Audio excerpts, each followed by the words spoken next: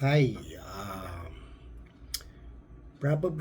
Actually may part 7 pero dinelete ko kasi number one, hindi ako nakaharap sa camera. So parang walang sincerity. Then, hindi ko gusto yung mga nasabi ko na ayoko na mag-involve ng politics, no?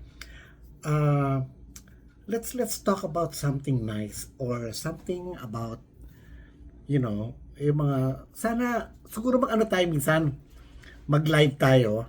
Then lahat yung pwede magkwento, pag-aaralan ko yung StreamYard para yung parang lahat tayo pwede tayo magkwento yung may alam kinora na hindi ko alam, yung ganito. Kasi alam nyo yung mga fans, marami silang kwento. Actually yung mga nalalaman ko, kwento ng mga fans yan. No? Kasi ako, hindi naman ako nakalapit kay Nora Honor. Kasi medyo bata pa ako noon. And then, yung mga crowd ko, sa eskwela, pag sinabing Nora Honor, kaya hiya ka nila. Yun. So marami naman akong kilala na talagang, well, kapatid ko, sister ko, makanora yan, no? I think kami dalawa lang. Yung mga kapatid ko lalaki naman, wala silang pakialam nun eh. Wala man ang hilig sa mga Nora Bilma yan eh.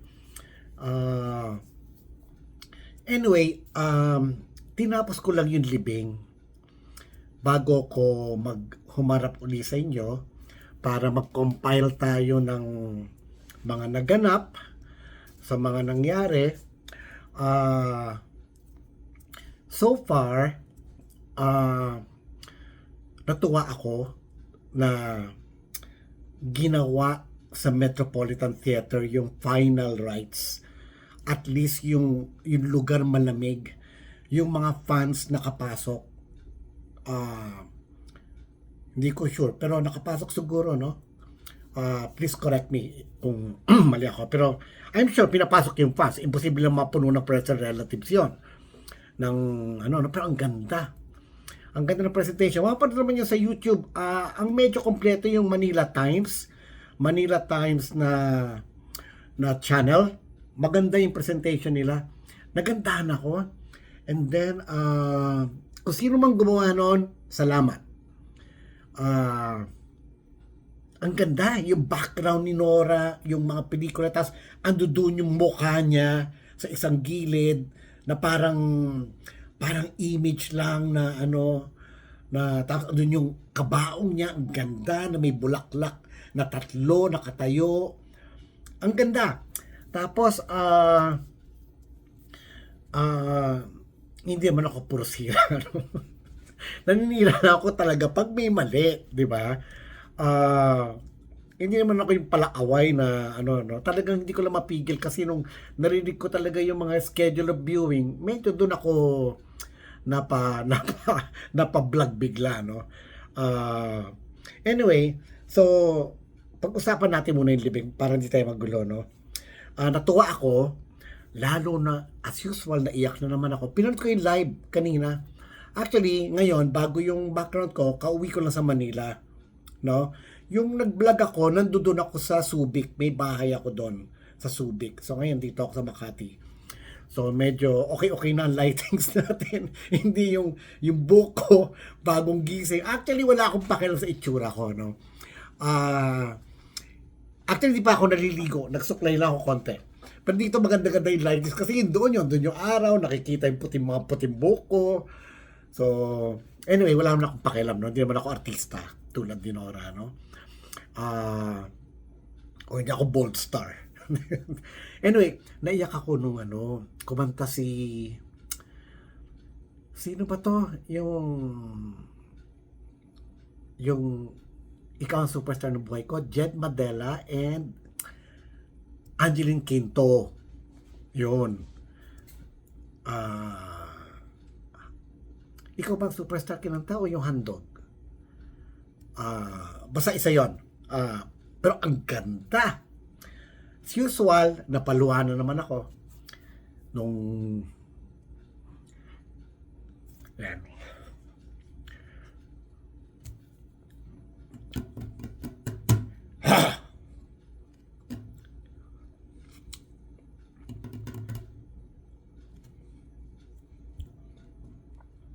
Anyway, siya, pinigilan ko yung iyak ko.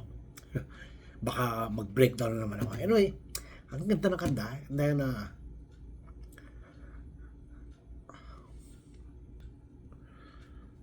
anyway, umiyak na ako. Ayoko nang pakita kasi nag-promise ako ayoko nang pakita sa inyo na umiyak ko talagang pag may mahal ako.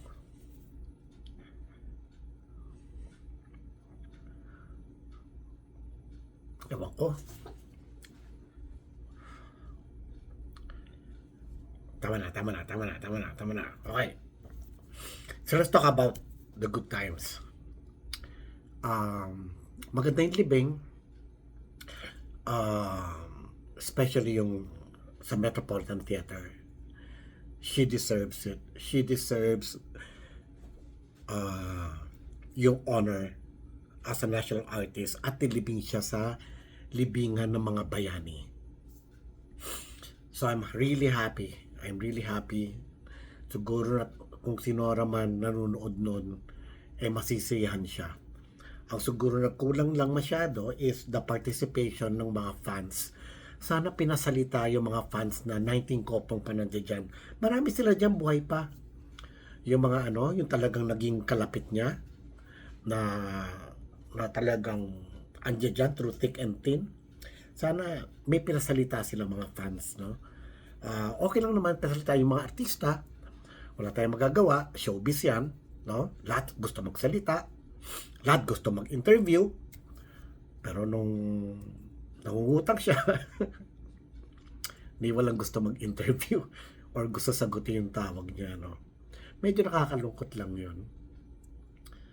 Tama naman yung sinabi ni Joe. Alam mo, ano gusto ko ni si Joel Lamangan yung tribute ni Joel Lamangan.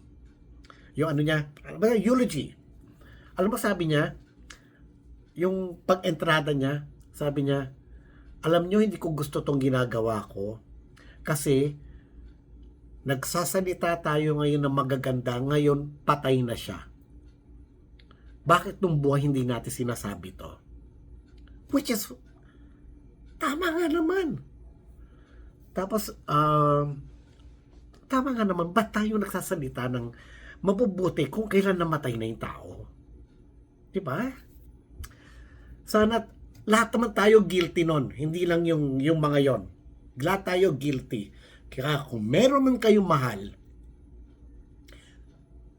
bigay nyo na. Bigay nyo yung pagmamahal nyo sa kanila. Habang buhay. Huwag patay. Huwag patay. Tulungan nyo hanggang kaya nyo. Hindi naman sinabing mamulubi kayo sa pagtulong. No? Recently, nagbabago na rin ako yung in terms of yung pagtulong sa mga kapwa Pilipino, no? Dati kasi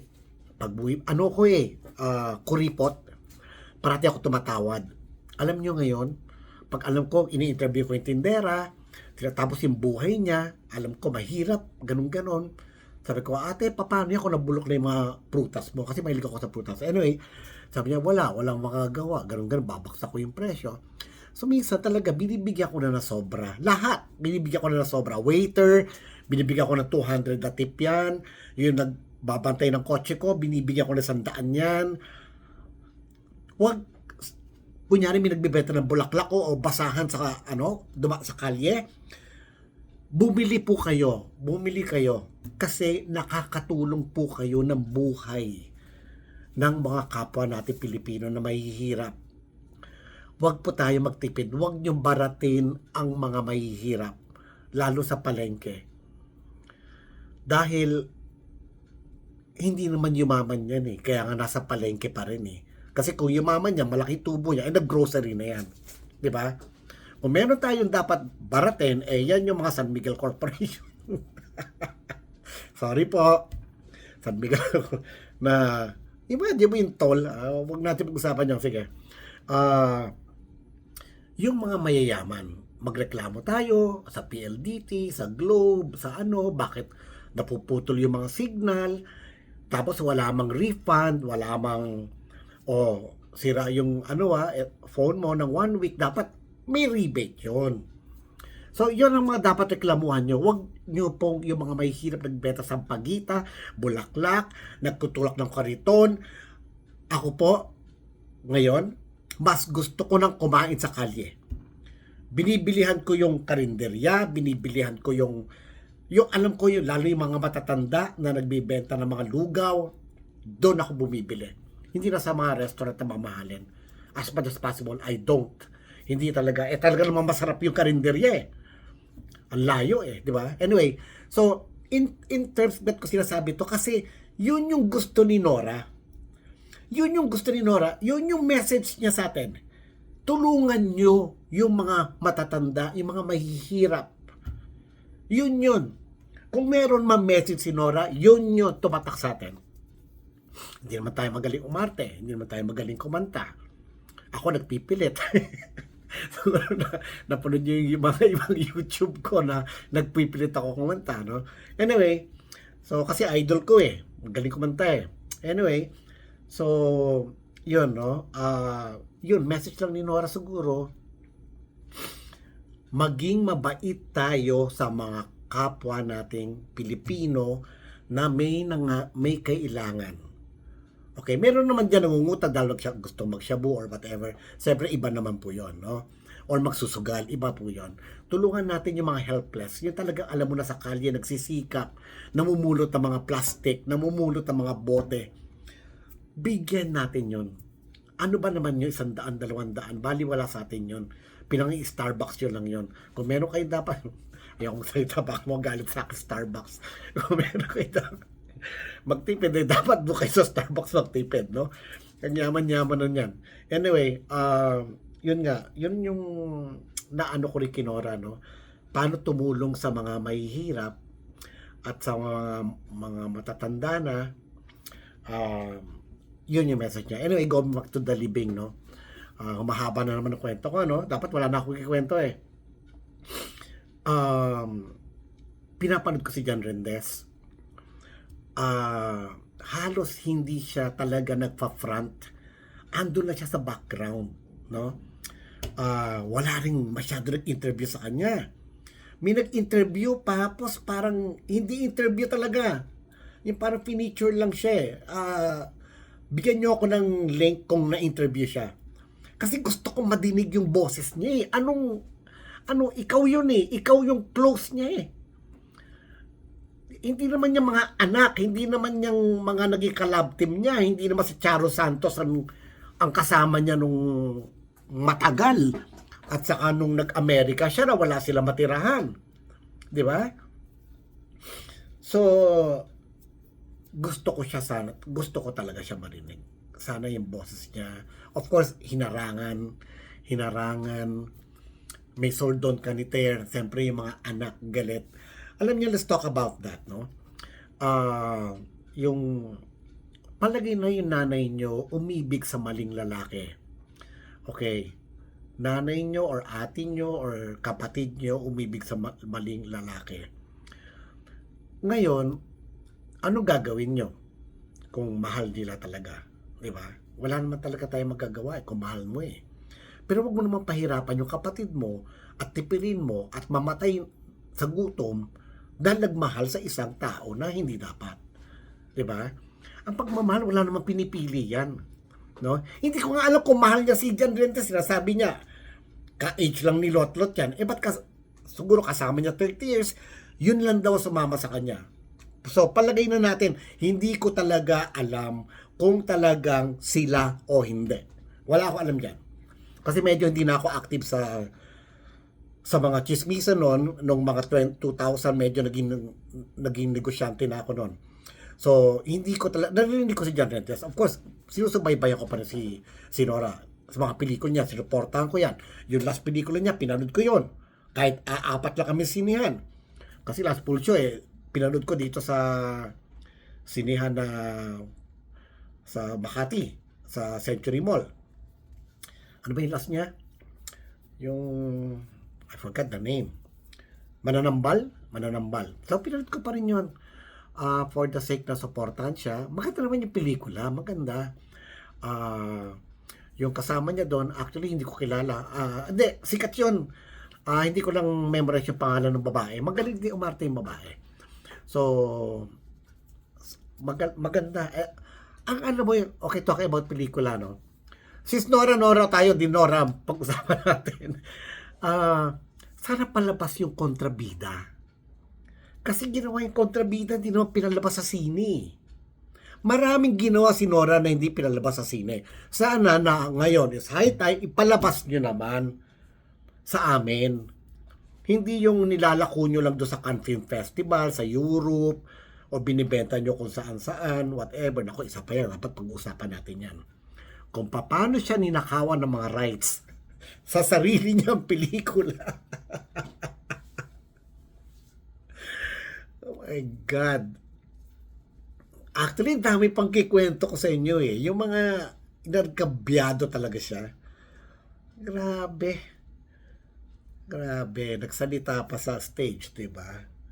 Pero ninanakaw mo yung pelikula niya. Inaangkin mo. Ay, nako. Siguro sa next na medyo mahaba na to. Pag-usapan natin yun. I-mention ko yung kumpanyang yun saka yung taong yun na nagsalita pa. Diyos ko po. Alam nyo, yung rights ng pelikula niya, pera yun eh. Pero binigyan ba siya? Hindi.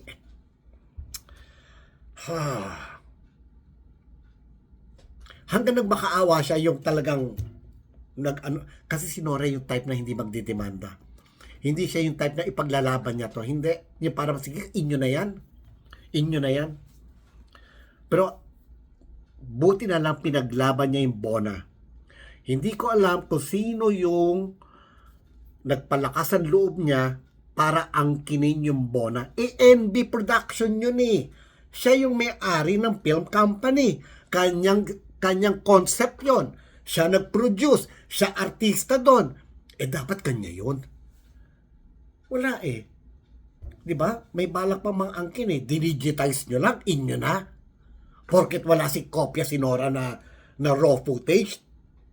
I mean, don't you think you should ask permission? Dito nga, nababan kami eh. Gumamit lang kami ng tugtog eh. Na tumunog lang dyan sa background. Copyrighted na kami. Tapos eto, pelikula niya, hindi mo bibigyan ni 5. Buti na paglaban niya. Nakuha niya yata yung Europe. Yung distributor now, hindi ko alam kung sino mamahala nun. Sino magmamana. So, syempre, alam mo, kawawa si John Rindel. Syempre, sisipain yan.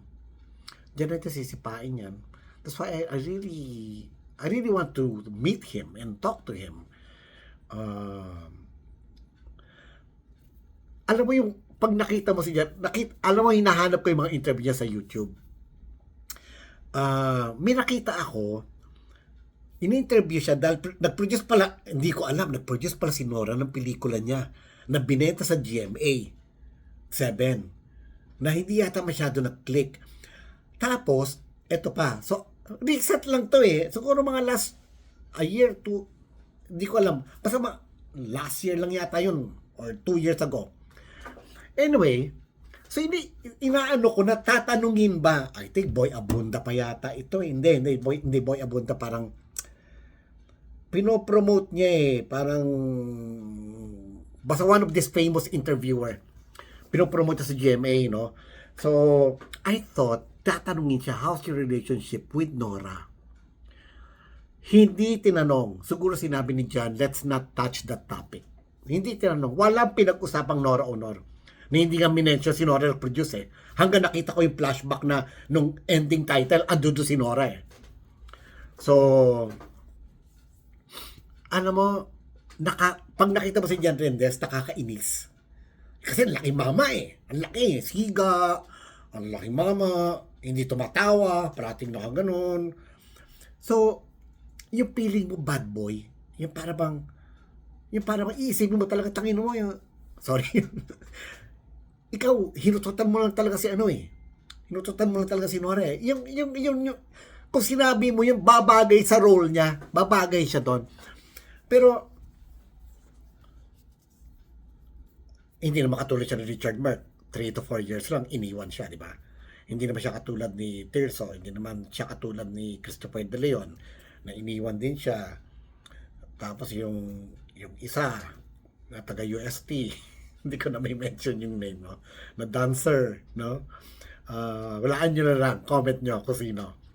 Bibigyan ko kayong 500 Gcash kung maulaan nyo. May naging karelasyon siya na dancer, Bicor. So, pero sandali lang yun. Hindi na tumagal yun, no?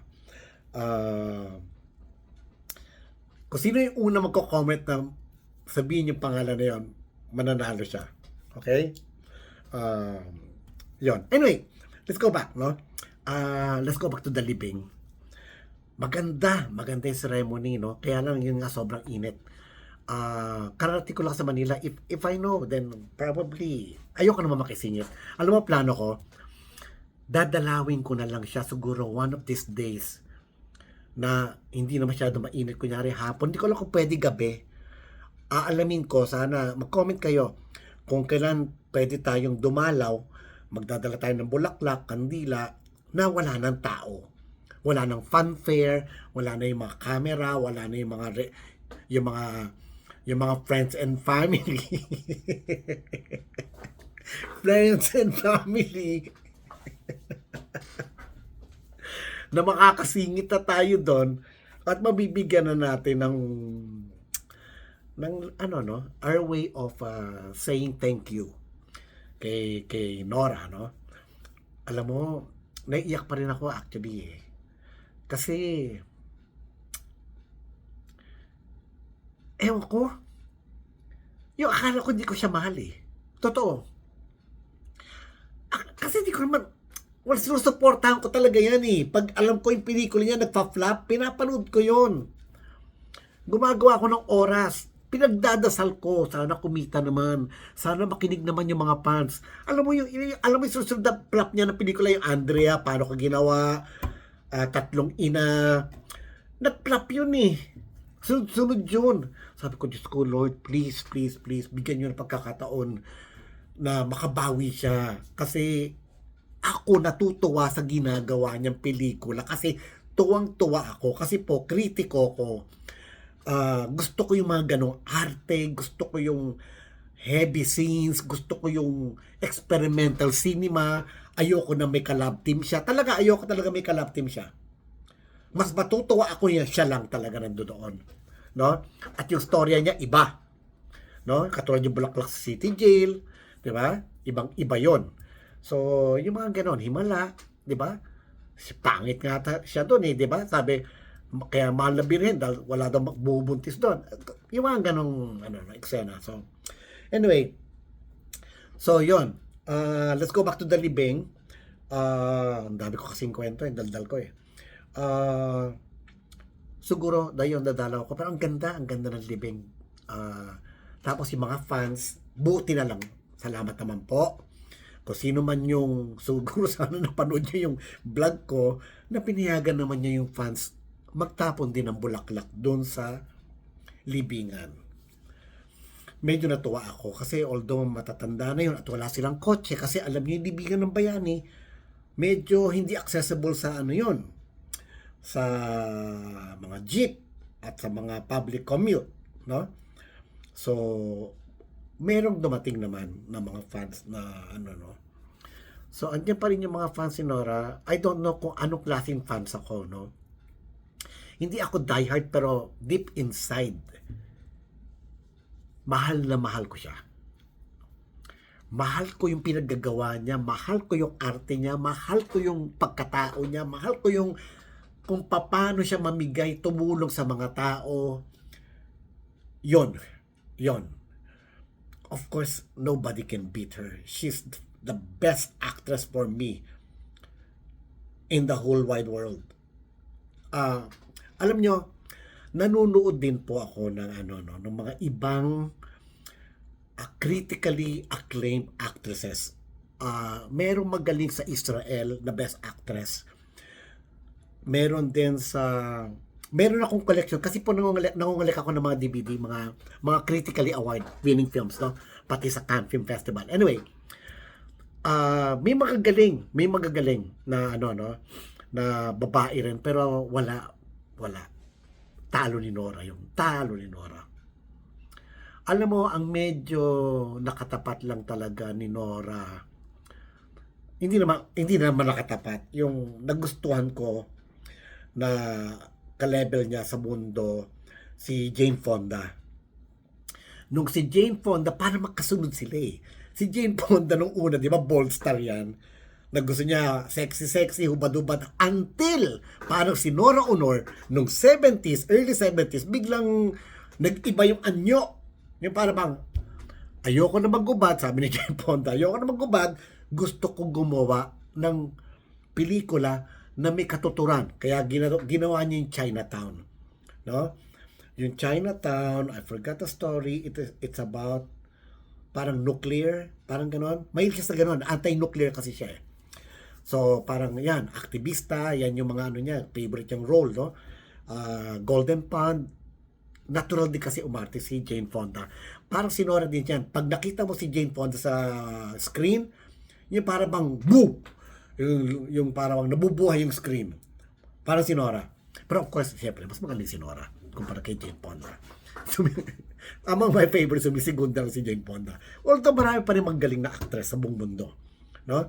Sa Pilipinas, mahaba na nito. Sa Pilipinas po, sino pa nga favorite ko? Okay. Lorna Tolentino, yung sa Moral, no? Magaling talaga siya doon. Tapos, Uda Trosas, magaling din si Lorna doon, no? Pero siyempre, talo siya talaga ni Nora. Iba yung arte ni Nora doon eh. Lalo na nung yung nanganganak yata siya mag-isa. Parang gano'n. Tapos si Lorna, nasa abroad silang dalawa ni Johnny Delgado, no?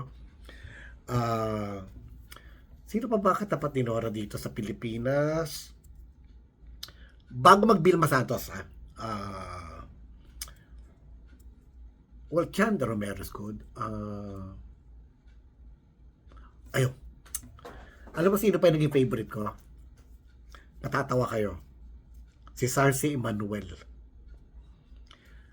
Nung nagseryoso si Sarcy Emanuel, dinirect ni Lino Broca, Ismael Bernal, pucha, lalo yung Bomba Star. Yung Bomba Star na pelikula niya, ewan ko sino nakapanood sa inyo, pucha, ang galing niya doon. Yung movements niya parang natural, walang arte. Yun nga yung acting na hindi umaarte. Yun nga, sabi nga ni Joy Lamangan, si Charo Concho, na she doesn't act, she transform. So yun yung mga magagaling na artista, no? So yun, no? Yan, Sarcy Manuel, no? Tama na. The rest, ano na yan, no? Vilma Santos, okay, let's talk about Vilma Santos. Susunod na lang nga, haba na yun, no? Susunod na lang. Let's talk about the rivalry between Vilma Santos and Nora Honor. Yan, maganda pag-usapan yan. And, ano yung nasa utak ni Vilma nung umiyak siya sa libingan ni Nora?